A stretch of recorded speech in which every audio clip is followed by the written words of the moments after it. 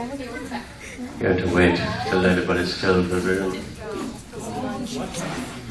Who was at WrestleMania? Was anybody here at WrestleMania? You guys were awesome. That's cool. I was watching that live, legally, honestly. And I tweeted while I was watching it. Apparently it went down very well, but one of my friends you guys know Team 4-Star, right? Yes! Everybody on Team 4-Star loves wrestling except the director of the show. And so everybody else in Team 4-Star was sort of tweeting along with me while it was happening. And then Kaiser, who's the director of Team 4-Star, goes, you guys, seriously, you guys, wrestling. And then I was like, I know, right? It was very odd to be talking about wrestling when everybody expects me to talk about anime and abridging and stuff like that. What was your favorite match at WrestleMania? Undertaker! Yeah, I like Jericho versus Punk myself. That was a good match. But Undertaker versus Triple H was obviously had the most drama behind it. I really didn't care about Rock versus Cena at the end of the day. And why did The Rock win? What does that mean? Hey. Miami, yeah. There's that. Oh, of course, yes. But I actually, last convention I went to was MomoCon. Was it Momo? No, Anime Milwaukee was 2 conventions ago. And across the road they were having the Elimination Chamber pay-per-view. And now I come to Miami and it's a week after WrestleMania and I feel like I'm just missing out on all these awesome pay-per-views. But apparently SummerSlam is coming to LA this year, so I'm hoping to go see that with my wife, which will be torture for her, which will be a lot of fun. Should I do shadow puppets? Okay. Sure. Yes. I'll set this up. This is very exciting stuff. I mean, this is mainly a Q&A, just so you guys know. I don't actually have a new episode to show, but I do have a video, which isn't anything amazing, but it's something I made that never went online, and so I sort of saved it for a rainy day, just in case, like, I ever came to a convention and I wasn't prepared at all, which is this one. But if you guys wanted to watch it, that would be cool. It's up to you guys. Or we can just do a Q&A the whole time. No. Whatever you guys want. Did anybody have any questions right off the bat while I'm setting up? I can be doing signatures? Yeah, I'll be signing anything you want for free. Oh, absolutely. I have a booth down at the dealer's area and just on the walkway underneath the podium thing, whatever it is. And we're selling Kaiba condoms. Have you guys heard about that? We're selling actual Kaiba condoms. They are tested, they work. And they have little phrases like Kaiba condoms, just in case she activates your trap card. They're real they come in different colours. Unfortunately no blue, which seems like a bit of an oversight to me. Let me get this open. Yeah, just save it. I know. I'm sorry? You can use them to screw the rules. You can use them to screw whatever you want.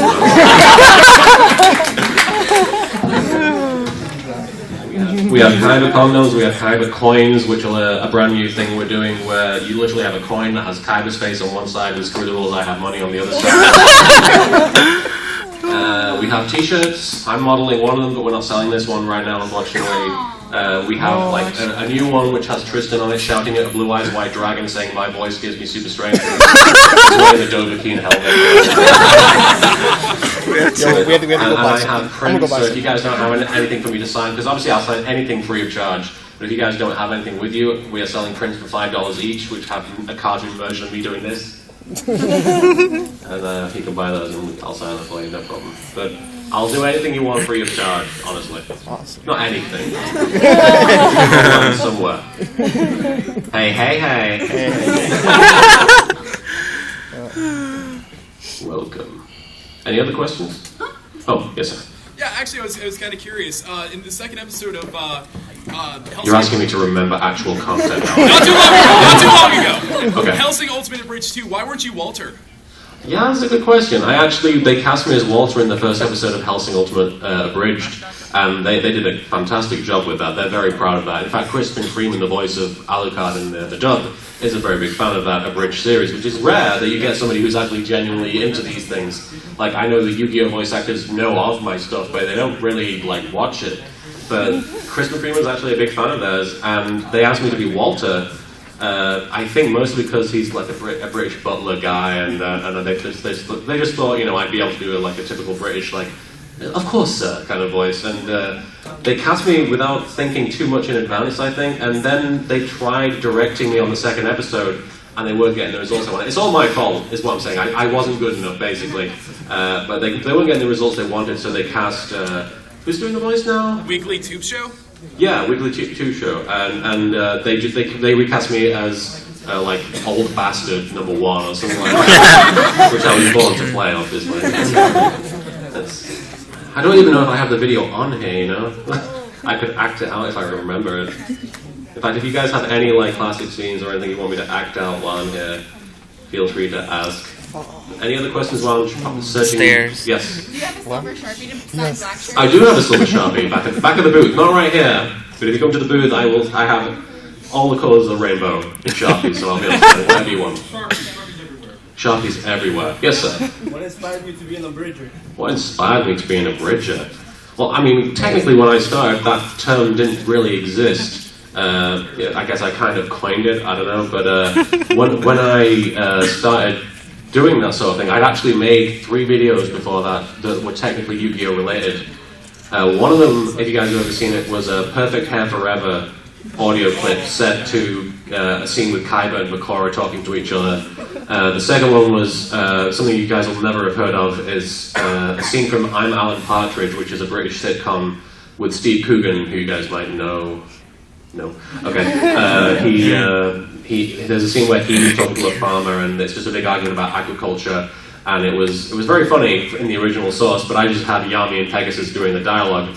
And then the third video was it was an Aqua Teen Hunger Force video that I technically edited from scratch. I literally traced out all the characters and lip flaps and had them voicing what I did, which so it was a precursor to what I was ultimately going to end up doing with Yu-Gi-Oh! Abridged, but it was with Aqua Teen characters, and that's why I ended up using the cybernetic ghost of Christmas Past from the Future thousands of years ago.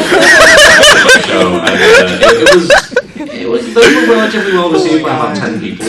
And then I made Yu-Gi-Oh! Abridged Episode 1, which I did mostly out of sheer boredom more than anything. So if you ask me what inspired you, I'm like, inspired me. I was really lazy and didn't know I didn't have anything better to do, basically. But Yu-Gi-Oh! Abridged Episode 1 was never really conceived as something that would be a continuous thing. It was always just called Episode 1 because it was the first episode of Yu-Gi-Oh! And I thought maybe I'll do other shows, maybe I'll you know, I don't know what's going to happen with this. Maybe people will like it, maybe they won't. And I posted the first episode, and you know, 6 people saw it and they loved it. They said, you should do more. So I was like, okay, maybe, I'll do more. I made episode 2, and 60 people liked it. And then I got to episode 6, and like 60,000 people liked it. And the moment I knew I'd hit it big, so to speak, was when I saw on Penny Arcade's forums, they had a thread that was like 50 pages long, specifically about Yu-Gi-Oh! Abridged. And the first thing somebody said about it was, this is either the dumbest thing in the world or the greatest thing in the world. And I was like, they're talking about me. Yes, I have arrived. Okay. I really should have prepared more for this. Somebody shout out a question while I'm searching this thing. I got one. Yes. I got a present for you. That's not a question. What's the present? Oh, let me explain myself. I'm William Samuels. Airman First Class William Samuels from Beale Air Force Base, California. Oh, awesome. Very cool. Traveled a while to get here. Oh, And, fantastic. I just wanted to thank you. I've been in the military a year and a half now, and it's your videos that got me. I can confidently say that your videos have gotten me through my first year and a half. So I'd like to give you a present. Aww.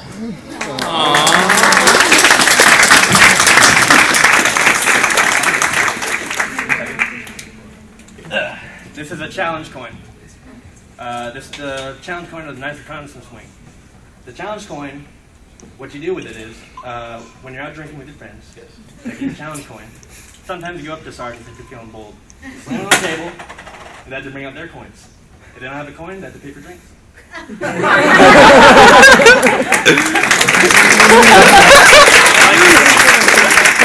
Was that an actual challenge right there? Because I mean, you have your kite coins, I'm just saying. That's true. That's awesome, man. So, on behalf of the Knights Reconnaissance Wing, Beale Air Force, California, I'd like to present you with the challenge coin of the Knights. Oh, that's fantastic. Okay. Shake. Shake. Take it. Take. Now salute. Salute with your right hand. In my pocket.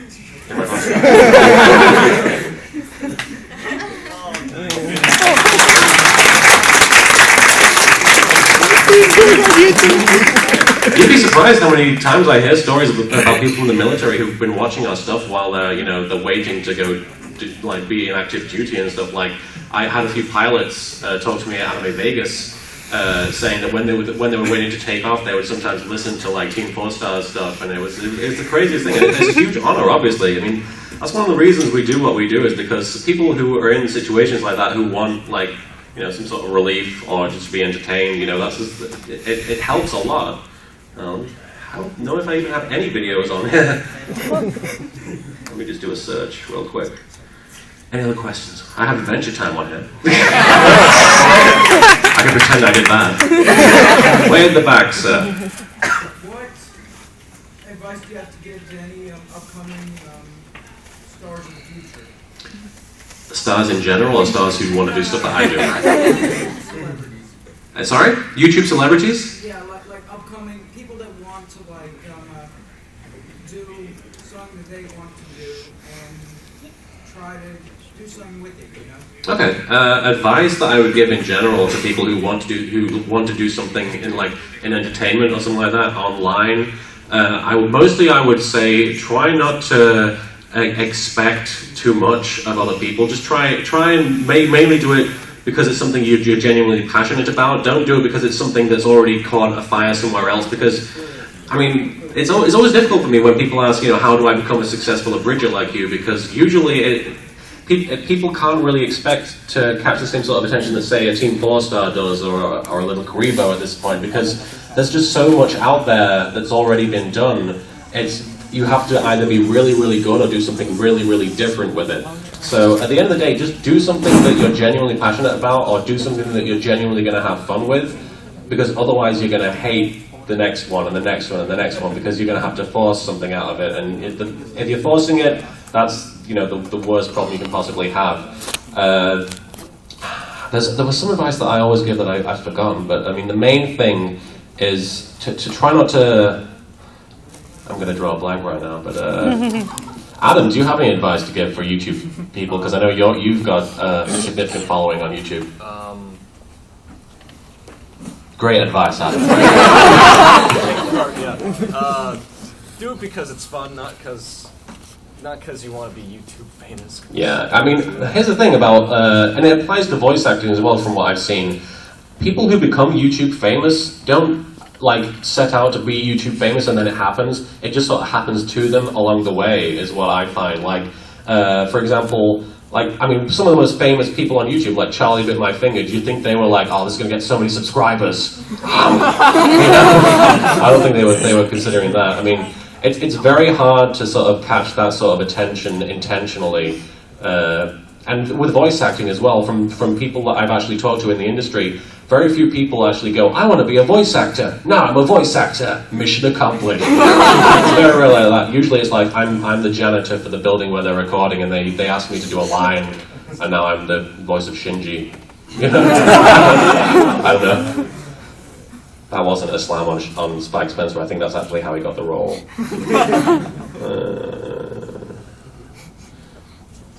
Did everybody here see the second episode of Season 0, by the way, the abridged thing that I did?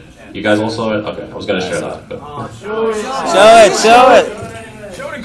We'll show it at the end of the panel, and then because otherwise I feel like I wasted you guys' time. Any other? Yes, Adam. I'll say one more thing. A lot of people ask me about what they should do about criticism, because people always get me about criticism. Did you want the mic to say this? Oh, I can see that.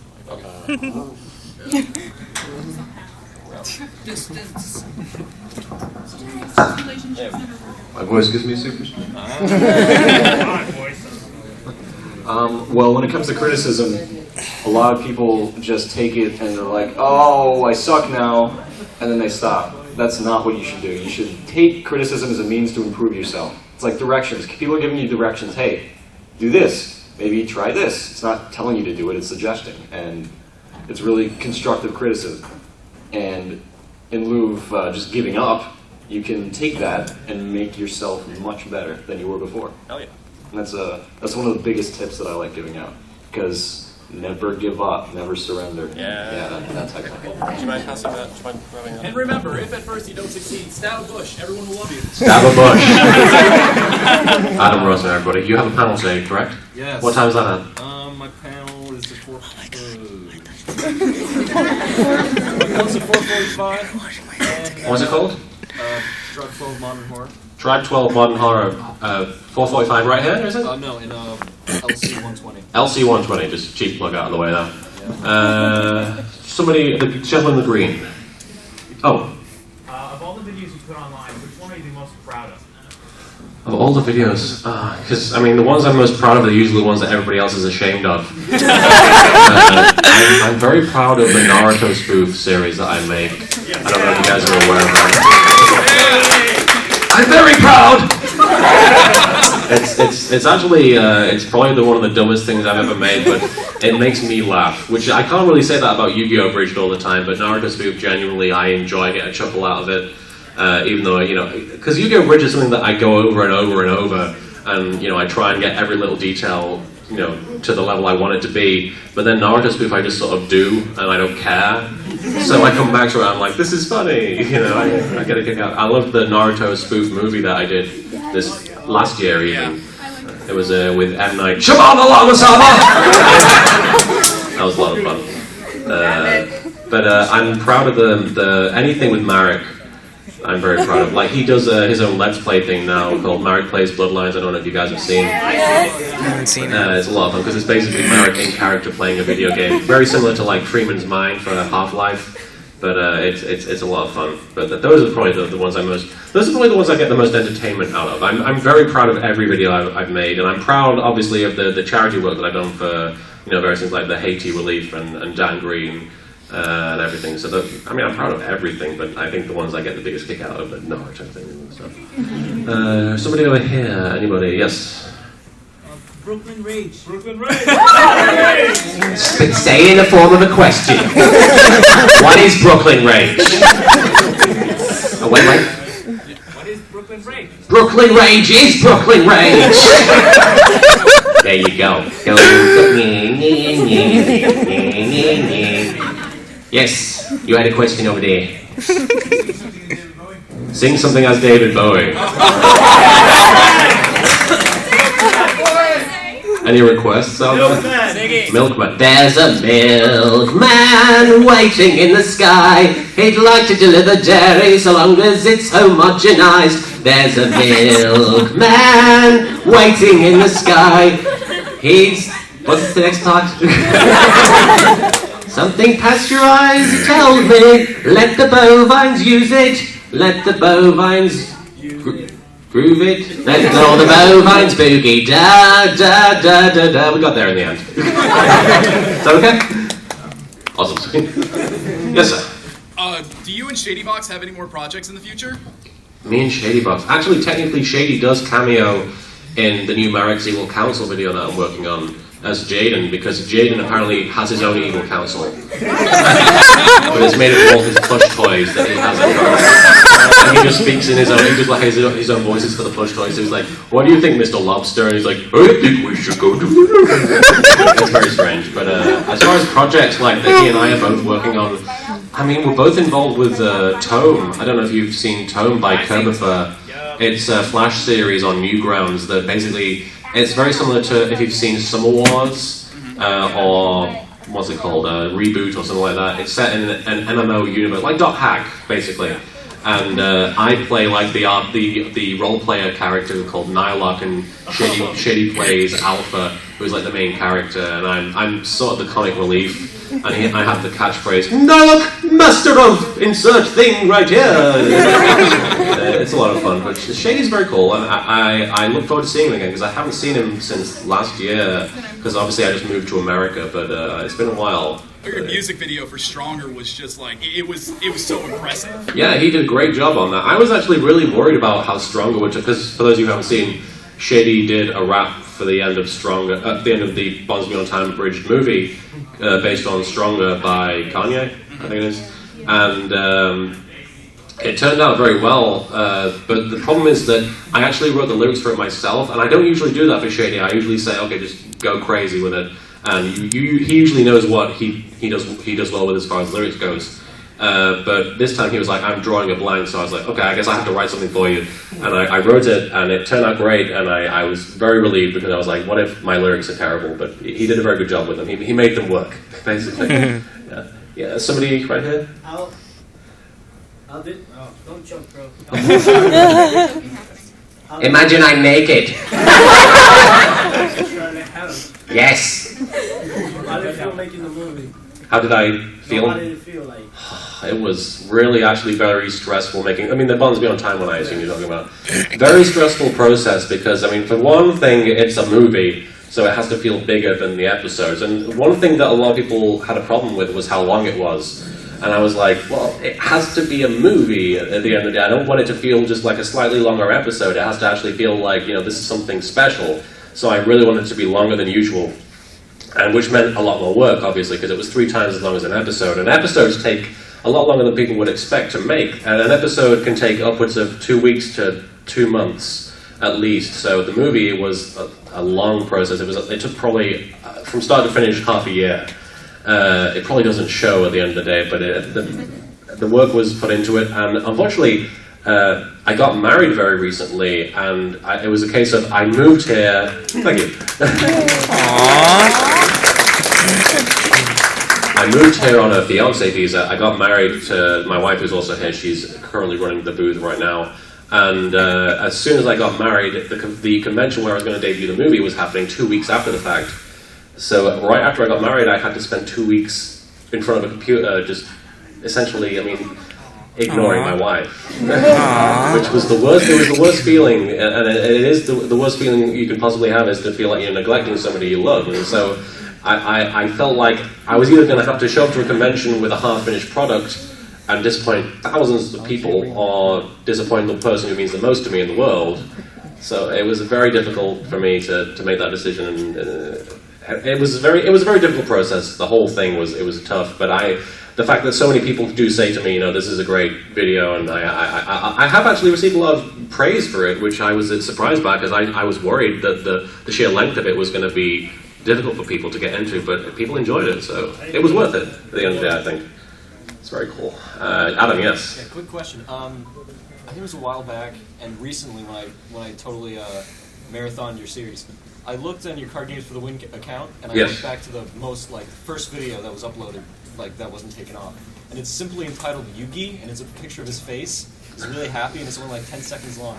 Was that still there? Yeah. What is that? You don't know what that's about? Okay, so Card Games for the Win is the current YouTube channel that I have. And the actual creation of it was specifically for a joke video, because the first ever Marek Seidel Council video was uploaded to my LittleKuriboh channel that still existed back then. And at one point you see a screenshot of a YouTube channel, because the plan that Marek comes up with is to spam Yugi's YouTube account, which at the time was Card Games FTW. And in order to get the image for the icon for the channel to look like Yugi's face, back then you had to have a video uploaded with an image from the video to use as an icon. So I uploaded that video just as a joke, and so that I would have something to put there, and then people ended up finding the channel anyway and subscribing to it because they thought it was Yugi's channel. And I used that when the LittleKuriboh account was taken down, and decided, well, people have already subscribed to it. This is the best way of, you know, making sure people know where it is. Why not just use that? And I guess I didn't take the Yugi video down. So that must be very confusing for people. Team Rocket. Yeah, I have a question. How did you meet members of Team 4-Star? How did I meet Team 4-Star? It's not a very interesting story, but basically what happened was, for those of you who don't know, I voice the narrator and Frieza on Dragon Ball Z Abridged. And the original email I got was from Kaiser Neko, who's the director of Dragon Ball Z Abridged, and he said, would you like to be the narrator on our show? We think it would be a great idea. Something like your Yami voice would work. And I said, I've never seen Dragon Ball Z in my life. Which isn't true now, I have watched it since then. And they said, yeah, we know, it would be funny if the narrator had never seen Dragon Ball Z. So I agreed, and I hadn't actually watched much of their show, and so I marathoned their stuff, and I was like, these guys are hilarious.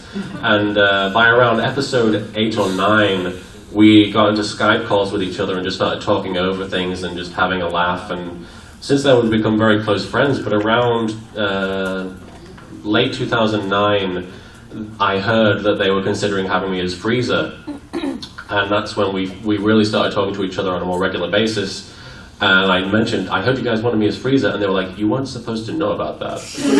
Because we didn't really seriously consider you for a while until now. And I was like, oh, that's awkward. And so Kai's actually asked me to record an audition video, which I've actually uploaded to my Card Games FDW channel. And they liked what I did with it, but they wanted me to try something closer to the actual like Japanese. And so I did it again, and they liked what I did, and then they were like, yeah, okay, you're Frieza, that's awesome. And which is a huge honor, because they were going to get Lani Pator to voice him, who is obviously a very talented guy. For those of you who don't know, he voices Vegeta, and who else? Krillin and Piccolo. He's multifaceted, very talented guy. Very charismatic in real life, and he was going to voice Frieza, and he does a perfect Linda Young Frieza. But they wanted to go a different direction with it, and it was just a huge honor to even be considered in place of somebody who could have done it, without even trying, And I do genuinely have to try with Frieza. He's a big character, and it's a big honor for me to be playing that character. So I do try and put my all into it. So it's a big honor that they didn't consider me. Somebody way at the back there, yes. Is a Bridgemon ever going to go anywhere? Or going to stay at one episode? Is a Bridgemon going to go? Well, for those of you who don't know, Masako X, Shady Box, Exodark One and myself did a Digimon abridged called a Bridgemon. And the way we did it, have you guys seen it? Yeah. I haven't seen it. Did you like it? Motimon, man! Motimon is the most popular character. I actually have to see it. I have actually written the first scene of the second episode, which involves Motimon drinking, like sitting in a couch and drinking tea and being like, oh, hi there. How to see you. But, the way we did the first episode was a very specific way. We were all at this convention called Alcon in Leicester in England, and we stayed up till about 4 in the morning writing it. And unfortunately now we're all kind of separated, but we are all going to Alcon this year. So my suggestion is we get together and write the second episode and do it like that. My one stipulation, though, is we get drunk first. And we don't even, we just write stuff down as it comes to us while we're drunk, and then we have to do whatever is on the page. I think that would be pretty funny, personally. I don't know. I have a lot of crazy drunk stories. Yes, right in the front. This question's actually from a friend of mine who lives in Oklahoma, and she's been a fan of yours since you started. Oh, cool. Okay, she asked me to ask you, let's say a Bridge Kaiba happens to stumble upon Oron High School Host Club. What would his reaction be? What would Kaiba's reaction be to Oron High School Host Club? Now, I've never actually seen Oron High School Host Club. I got to admit, I know the premise, but I think it would be the same thing I think his reaction would be the same as it would be to any host club, which would be something along the lines of, why do people here have so many emotions? I actually did see Vegeta from Team 4-Star. And so me and Lani were actually in the same room, and somebody asked, what would a Bridge Kaiba and a Bridge Vegeta do if they met each other? And Lani just looks at me and goes, so, I heard you play with cards. And I just go, I heard you play with balls.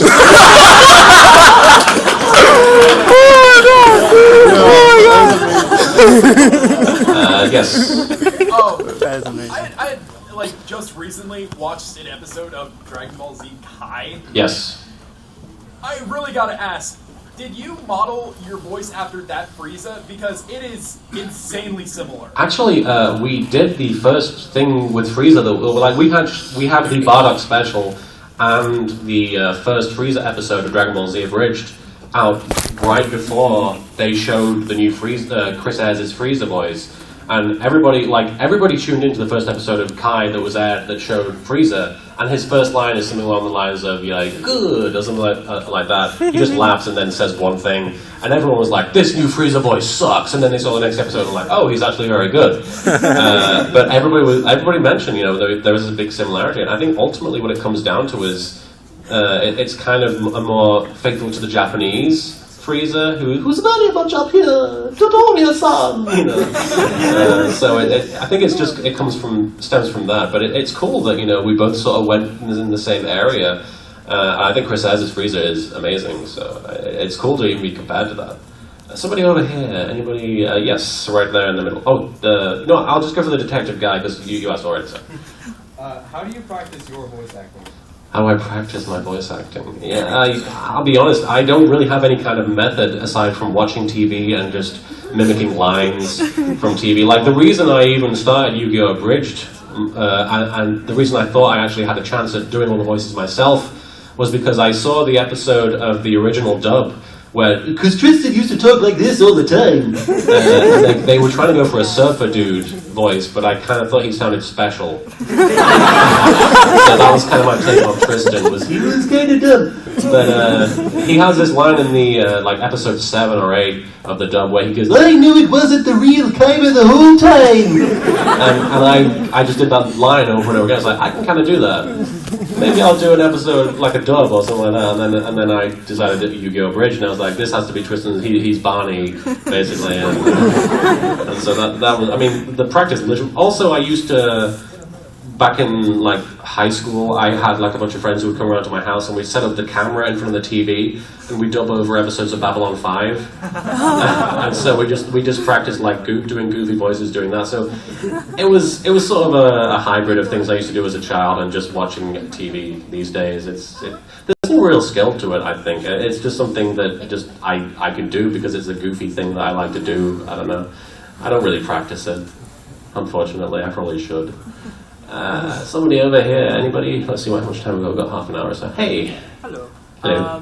How was your first time when you met the voice actor for Tristan/Yusei? How was the first time when I met Greg Abbey, who was the voice of Yusei and Tristan? Because at the time, what happened was, Comic-Con 2008, very interesting experience. My first ever huge convention, and that's a big convention for those of you who've never been to Comic-Con in San Diego. They were debuting Yu-Gi-Oh! 5Ds, the first episode of the dub, that nobody had ever seen before, and they introduced all the people on the panel. And basically what they have the Japanese producers of the show, like the actual people who work on Yu-Gi-Oh! And then they have the 4Kids people who were promoting 5Ds. And then the one voice actor they got was Greg Abbey, who introduced himself, I am the voice of Yusei, and also the voice of Tristan, and everyone was like, ah, Tristan! And then they showed the episode, and I was sat there, and I was kind of riffing on it a little bit to myself. And then they were like, anybody who has any questions, feel free to get up and talk. And so I stood up, and I get in line behind a bunch of people, and nobody knows who I am at that point. That was the first time I'd ever been in public, essentially. And I'm not even joking there. There was a long period in my life where I literally would not leave the house, which was a very dark period. But then I left and went to Comic-Con, and then I got in line, and I was like, okay, I'm going to ask something, and it's going to be funny. And I get up to the microphone and I say, hi, I'm LittleKuriboh. And the whole place goes crazy. And this guy dressed as Tuxedo Mask in the front row stands up, turns around with his back to the Japanese producers of Yu-Gi-Oh! And bows to me, which is the craziest thing I've ever seen at a convention. And then, I say, Mr. Abbey, I have a request. Would you please say my voice gives me super strength? And he has no idea what I'm talking about, but he does it and the crowd goes crazy. And the Japanese producers are like, they have no idea what's happening. They're very confused. And then I sit down and everybody rushes me after the panel. And then afterwards they have an autograph signing, and I go up to Greg Abbey and I say, sorry about that, sir. And he's like, that's okay, man. I know what you do, and it sounds very funny. And I asked him to sign something for me. And I didn't see this, but apparently next to him, one of the head Japanese guys sat next to him, and he's glaring at me the whole time while he's signing for somebody else. So it was an interesting experience, and I was told through the grapevine that apparently what I did was a very bad thing, and that people weren't happy, and the Japanese people were very upset that they'd been completely upstaged by a random British guy. I heard the next time when he actually saw your Bridge series, he got really mad and Huh? I heard last time I was watching one of the videos of you at a con, yes. Doing an interview, and you said that after he actually saw your Bridge series, he was totally mad at you. Really? Yeah. Did I say that? Yeah. What interview was that? I don't remember. Huh, because I don't remember Greg Abbey, because he's actually quoted card games on motorcycles at various conventions, so I didn't know he was mad. I mean, if he is, I apologize. Not much I can do. Gentleman in the yellow on the end. Yeah, do you know, I'm sorry. This is just I know I kind of just I know you make the jokes a lot, but do you know if anyone's ever actually tried to play Yu-Gi-Oh on motorcycles? I don't know if it can actually be done, but funnily enough, Adam and I just filmed a video for his channel. What channel is it going on? I already uploaded it. Oh, it's already uploaded. If you search, what's the title of the video? Card games on motorcycles? Oh, Card games on motorcycles, period. Okay, so if you search for card games on motorcycles within the last week or so, there should be a video of Adam walking up to a motorcycle. He sees a bunch of Yu-Gi-Oh cards on the motorcycle. You saw it? I gotta see that. Has anyone ever played like I play conversation and then on a motorcycle? If they have, they probably lost their cards, I would imagine. I don't know exactly how it would work without super glue or something. But, it's not worth anything. The Homestuck character has a It's not worth question. anything now, though. Doesn't matter. Line? An attention duelist line. Okay. Attention duelists! My hair would like to tell you about Homestuck.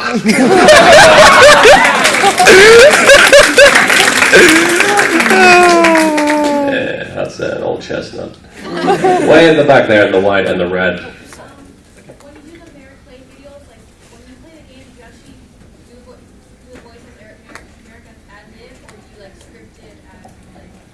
I mean, there's no actual scripting when I do the Merrick Plays Bloodlines videos, but it's not like legitimately like me playing the game and talking while I'm doing it, because if you actually pay attention to the actual videos, sometimes Bakura will chime in, and he'll be off the mic, and he'll be saying things at the same time as Merrick, so it'll be very difficult for me to throw my voice while I'm doing the Merrick lines. What I basically do is I record the video of the game, and then I will watch the video back and I'll speak over it while I'm watching the video, because I'm one of those people who can't concentrate on more than one thing at a time. So I can either play the game or I can record voices. I can't do both. So basically I just save one step and I record the video first, and then I just watch the video and I just sit and do things like this. Yay! It's a lot of fun. But it's cheating in a way, but it works. It makes for less screw-ups at the end of the day. Any other questions? Yes? What is your take on 5Ds? Like, what do you think of the concept and card games? What's my take on 5Ds? Honestly, the first two seasons of 5Ds are some of the best writing Yu-Gi-Oh's ever had, in my opinion. It's very difficult to take the card games on motorcycles seriously, but to be fair, it's very difficult to take the Yu-Gi-Oh card games seriously, in my opinion. Adding motorcycles just makes it that little bit crazier. But 5Ds, the characters are fantastic. I think the art is just... some of the art is phenomenal in that show. I'm not a huge fan of Zexal, from what I've seen. I don't know if you guys have watched Yu-Gi-Oh! Zexal, but it seems... You find it very what, sorry?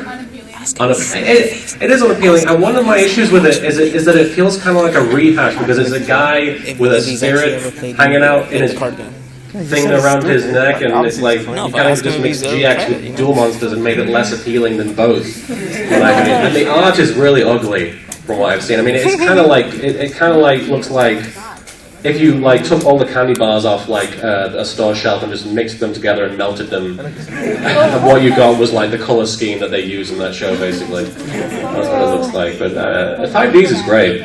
From what I've seen, I haven't seen the whole series, but it does seem like a legitimately good show. Yes, right in the front.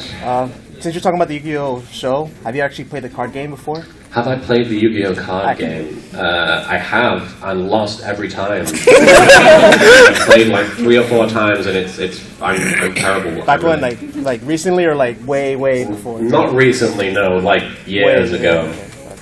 I don't have a deck with me, if that's what you're asking. No. I do get challenged a lot at conventions, and I have to tell people I don't have a deck. Some people will bring decks for me to use, though. They'll be prepared for that eventuality. Somebody who hasn't asked a question yet. Anybody who just arrived have a question? Would you play it? Oh, all the way over there, yes, sir. I would play it. Do you think they should finish the dubbing from Yu-Gi-Oh! GX from 4Kids? Do I think they should finish it? Absolutely. I think if they start something, they should absolutely finish it. And I think they should finish the 5Ds dub as well. Because they stopped about 20 episodes short at the end, which was ludicrous. But I guess they picked up the license to the new show and they were like, well, let's try something new. Let's try and get more interest in this new product. I mean, personally, it's like starting to make the Lord of the Rings movies and then just stopping before the end because they got the license for like the Silmarillion or something like that. It's stupid. Why do that?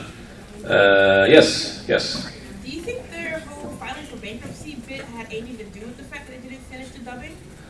The filing for bankruptcy thing that the 4Kids did, I don't think that had anything to do with the 5Ds dubbing. I think if they were going to finish the 5Ds dub, they would have. I think, like what I just said was, I think because they got the rights to Zexal, and that's a very odd situation. I don't know all the details, but from what I could tell, they filed for bankruptcy and they were in court over the rights issue with Yu-Gi-Oh! Because obviously, for those of you who don't know, Konami, is it Konami? Yeah, contested it. They basically said, you guys have been doing some shady stuff, we're going to take the rights away from you. But then 4Kids says, okay, but we're still going to make the show. Hope that's okay, bye. And then they started making Zexal, which I don't want to say anything like that could get me in trouble, but in my mind that kind of pushed people to say, well, they're making the show, they should have the rights, because they've already pushed it out the front door. And having started to dub it already, it kind of screws anybody else who wants to start doing their own dub. So it kind of pushed people in a certain way, in my opinion, and it wasn't very cool, but what do I know, you know? But I think that the bankruptcy thing and the 5Ds dub not being finished are two separate things at the end of the day. Anybody else? Oh, that's a really cool Link cosplay, by the way. That's really awesome. Which website? Somebody... Oh, the gentleman in blue. Have I read the... Yeah, I actually have read the whole manga, and I've seen the series as well. It's a very interesting storyline, and my main issue with it is kind of that, for those of you who don't know, what basically happens is Yami goes back in time into his memories from the ancient Egypt time to when he was pharaoh, and essentially it's treated like as if things that are happening in his mind are what actually happened, but it's not really the case, because he's remembering things, and then they go off in a different direction, because obviously Bakura is manipulating things as the GM, basically. So we don't really know what happened at the end of the day, so it's a very strange situation where it's like time travel I already have enough problems with, but then they added this whole thing where it's in his imagination, and it didn't really happen, so it's not only is it time travel, it's also it was all a dream, which are the two story concepts I have a huge problem with, you know? Anybody else have any questions? Yes, another link over there.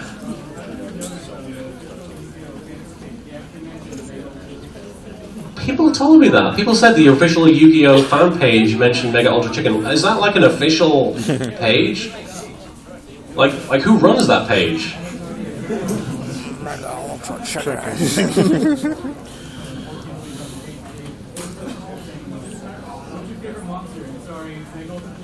Yeah, Mega Ultra Chicken not included, and I was like, really? I saw a screenshot, and I didn't know like how official that page was, but if it's official, then that's crazy. Because I actually, back in the day, like a year or so ago, Toonzai, who was streaming 5Ds episodes when the dub was still being produced, they held a contest to see what the official like slogan would be to promote 5Ds, and basically everybody was spamming it with card games on motorcycles. And so they put up a poll to say, which one would you like most? And the three options were card games on motorcycles, card games on motorcycles, and card games on motorcycles. Card games on motorcycles. Guess which one won? And they did actually end up using it, which was crazy. Very cool, though. Let's see.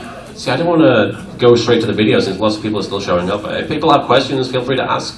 Yes, gentleman over there. Would you be willing to duel today? Would I be willing to duel? Unfortunately, I have very limited time, and I obviously am running a booth in the dealers hall area, the dealers area, and I'll be very busy, and then I have a plane to take right after the convention's over, so I probably won't have time to duel anybody, unfortunately, but if I come back, if you ask me to come back, who knows? It'll be cool. Gentleman in with the black blue shirt, yes, who helped me up the stairs earlier. What is that belt? What is this belt? This is the Millennium Championship belt. Yeah, that's amazing. This is the 8th Millennium item.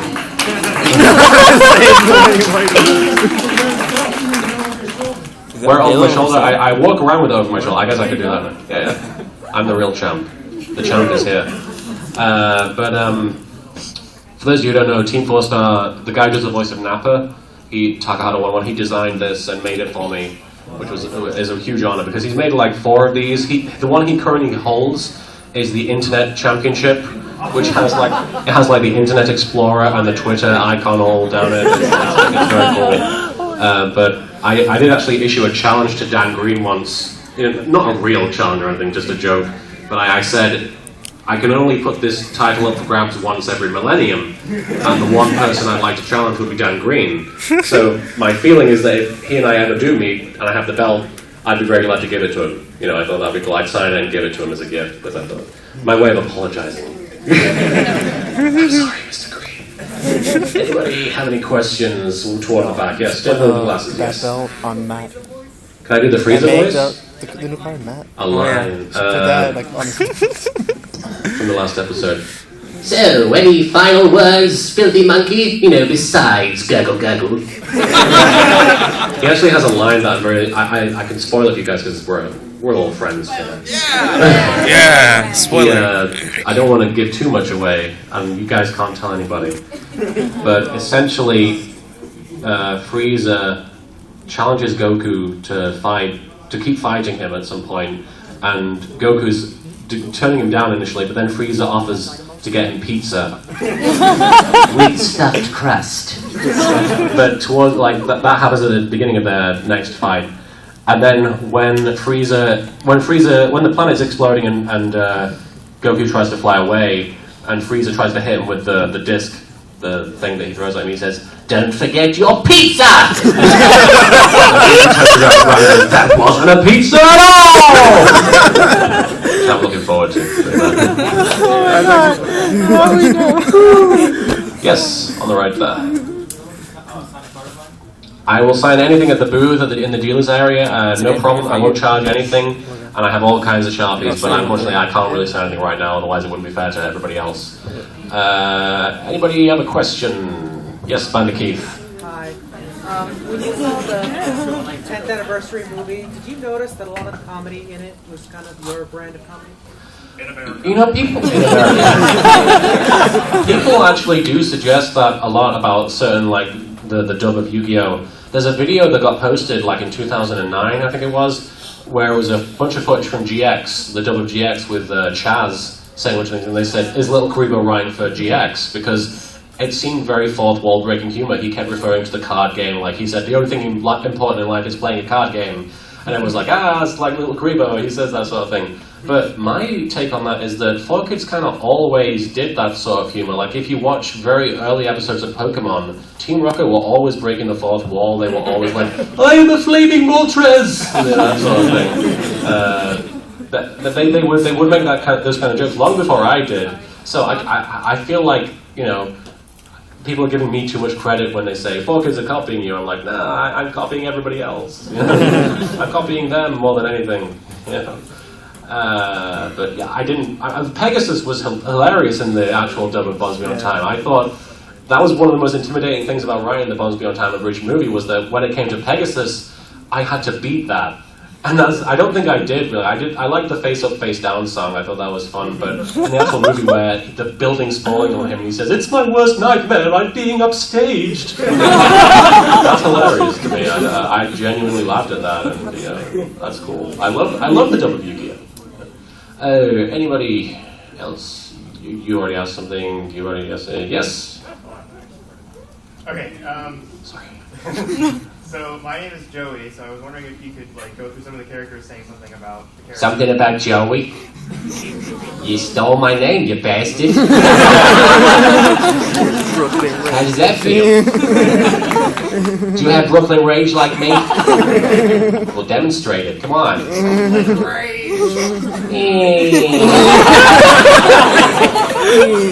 It was okay. Joey! Why do you suck at Duel Monsters? I'm demanding an explanation. You don't know. That's always been your problem, Joey. You never know. Yep, that's true. Awesome, sweet. Anybody else? Yes, sir. Could you explain your thought process when you're finding a new voice for a character? Do you start from scratch, or do you ever impersonate someone? Honestly, 9 times out of 10, I will impersonate somebody else's voice. I very rarely create something unique. Like, for example, and when I do create something unique, it bothers me because people are always saying, he's doing an impression of this, and I'm like, no, I'm not. The Marek voice is kind of a combination of Skeletor and the Monarch from Venture Brothers. It's a very strange combination. But the one voice that people can't seem to place that is technically me imitating something, the sensei, what's his name, Iruka from Naruto, because he talks like this all the time! And people are like, he's doing Meowth, and I'm like, no, Meowth is more like this! But the Iruka character voice kind of stemmed, I'd just seen the movie Bolt by Disney, and the rhino, the hamster, he's sort of more of a fanboy kind of voice, and I was just playing around with it, and I just settled on this somehow. And that's how that came about, and it was fun, and it's a very irritating voice, but it's memorable if nothing else. But 9 times out of 10, I will imitate other characters, sometimes completely. Like Beavis and Butthead. But Beavis and Butthead was actually one of my big influences because Mike Judge obviously voiced 90% of the characters in Beavis and Butthead. And I was like, wow, this one guy's doing all these voices. He's doing Beavis, Butthead, the teacher, Mr. Van Driesen, the principal, everybody, except the females. Maybe I could do that. I don't know. So he's a big inspiration to me. Yes, in the red. When you're about to make a new episode or do a lot of voice acting, do you have any like special warm-ups or exercises you do to get your voice? I wish I did, but I mean, everybody in Team 4 stuff tells me like doing like mouth exercises helps. Like Taka keeps telling me to go before I start. I just wing it myself. I guess drinking soda is my exercise. Terrible idea. Do not do it. But I do it anyway because I'm thirsty. But no actual exercise. No, just I sometimes there's like I don't know what the name for it is, but there are lines that you remember how you say them in certain character voices that help you get back to that character voice. Like Masako's Gohan line is Gohan, Gohan, or something like that. And my Bakura line, which is from a very old video called Bakura Answers Questions on YouTube from back in the day when I did character videos. His line to get back into his voice is, "My name's Tristan," which is a very strange thing to remember him saying, but it helps because his voice kind of has a down and then up and then down at the end again, so it's fun. Any other questions? Way at the back with the hat.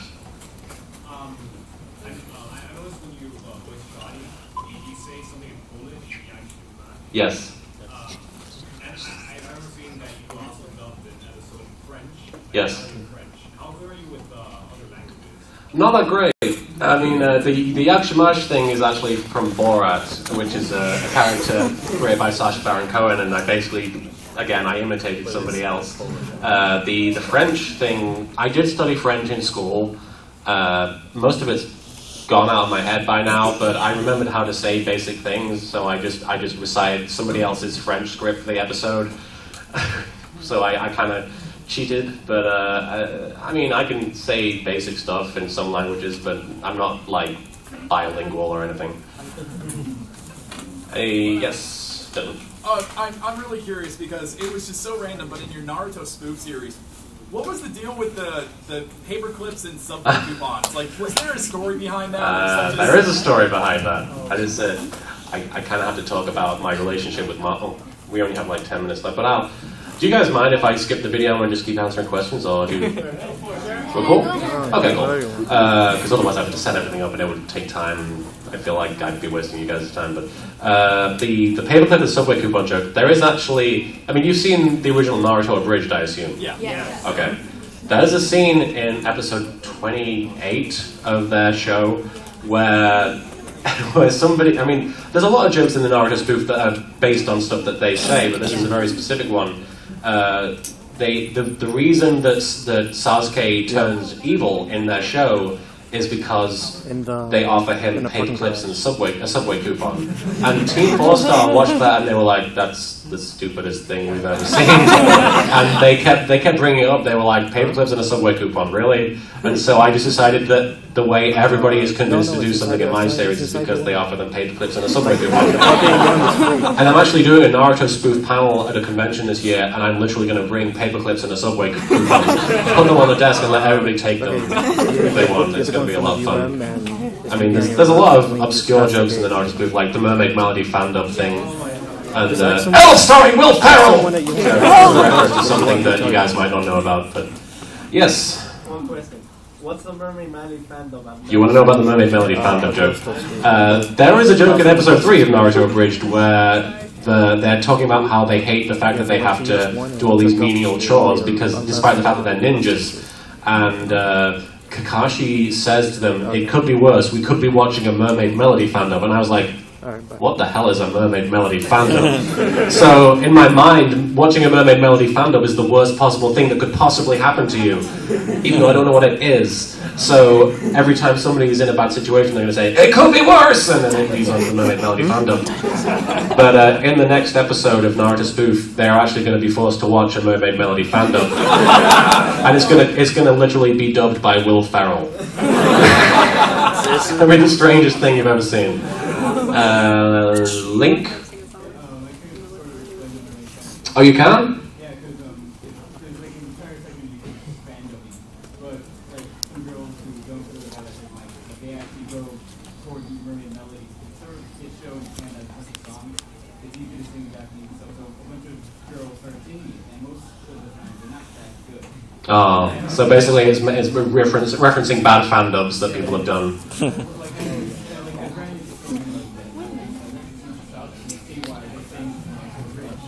Right. Oh, okay. That makes sense. L, way in the back. I'm not Kira, by the way. Okay. Yes. Sorry, I can't hear you. I'm going to come over there, sorry.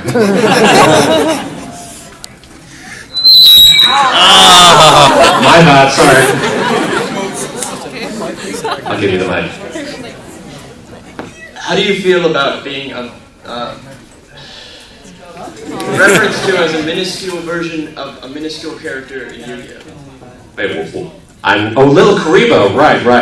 I'm not going to go that way because something will happen and the speakers will go crazy. Sorry, Makora. How do I feel about being referenced to as LittleKuriboh? I feel it's very appropriate because I am a very minuscule person in the grand scheme of things, and I'm also very hairy. But I like Kuriboh, and the original name I was going to go with was Cursive Dragon because it was the most pretentious thing in the world, and I wanted to be a writer. But that's a pun, by the way. Cursive Dragon, not Curse of Dragon. Oh, Cursive Dragon. Get it? I get it. LittleKuriboh just sort of stuck, and I don't know. I don't really think about it anymore. It's one of the things that I was like, it's a name at this point, and I'm surprised by the number of people who actually come up to me and say Martin rather than LittleKuriboh. People know my real name at this point, which is really weird. Like the first convention I went to in America was AWA. Well, not the first convention, but the first anime convention I went to, AWA in Atlanta. And somebody came up to me at the booth and was like, "Martin Billany?" And I was like, "Yes." I was like, "What's going to happen? Are they going to kill me?" It's like, are they testing me to see if I know my own name? Martin Billany? Yeah, okay. Any last 5 minutes of the... Somebody way in the back. I think it's the other link. Yes.